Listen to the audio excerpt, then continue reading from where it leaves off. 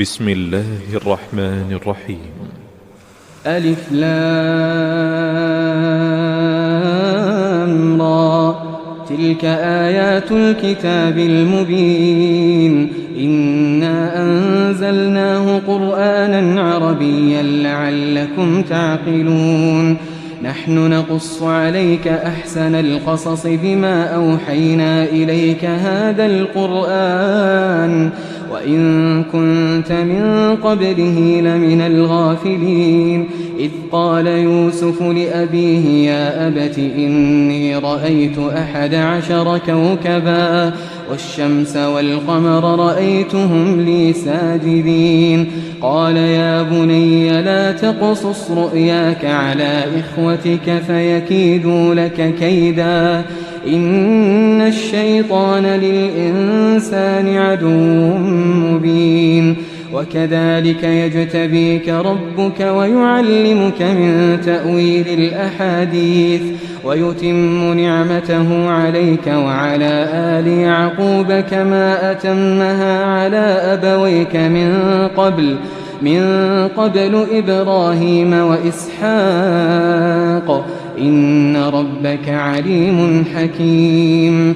لقد كان في يوسف وإخوته آيات للسائلين إذ قالوا ليوسف وأخوه أحب إلى أبينا منا ونحن عصبة إن أبانا لفي ضلال مبين. اقتلوا يوسف أو اطرحوه أرضا يخل لكم وجه أبيكم وتكونوا من بعده قوما صالحين. قال قائل منهم لا تقتلوا يوسف وألقوه في غيابة الجب يلتقطه بعض السيارة إن كنتم فاعلين.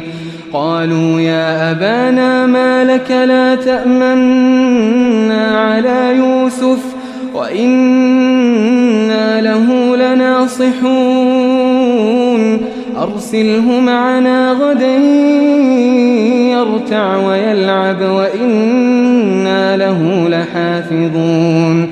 قال إني ليحزنني أن تذهبوا به وأخاف أن يأكله الذئب وأنتم عنه غافلون. قالوا لئن أكله الذئب ونحن عصبة إنا إذا لخاسرون.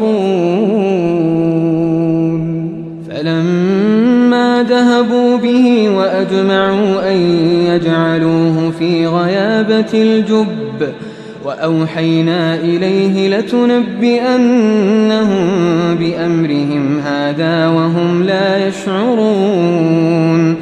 وجاءوا أباهم عشاء يبكون. قالوا يا أبانا إنا ذهبنا نستبق وتركنا يوسف عند متاعنا فأكله الذئب وما أنت بمؤمن لنا ولو كنا صادقين.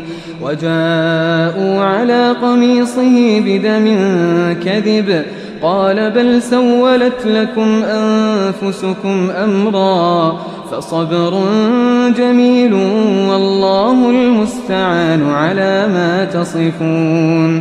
وجاءت سيارة فأرسلوا واردهم فأدلى دلوه قال يا بشرى هذا غلام وأسروه بضاعة والله عليم بما يعملون.